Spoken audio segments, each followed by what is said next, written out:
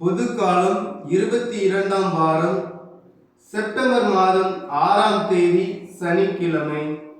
நற்செய்தி வாசகம். புனித லூக்கா எழுதிய நற்செய்தியிலிருந்து வாசகம். அதிகாரம் 6, இறை வார்த்தைகள் 1 முதல் 5 முடிய.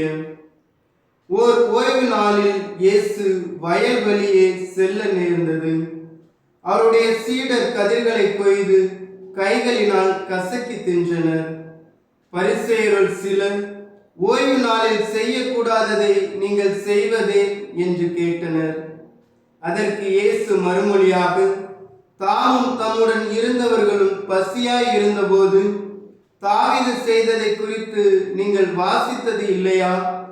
அவர் இறை இல்லத்திற்குள் சென்று குருக்கள் மட்டுமே அன்றி வேறு எவரும் உண்ணக்கூடாத அர்ப்பண அப்பங்களை எடுத்து தாம் உண்டது மட்டுமன்றி தம்மோடு இருந்தவர்களுக்கும் கொடுத்தார் அல்லவா என்று கூறினார். மேலும் அவர்களிடம், ஓய்வு நாளும் மானிட மகனுக்கு கட்டுப்பட்டதே என்றார்.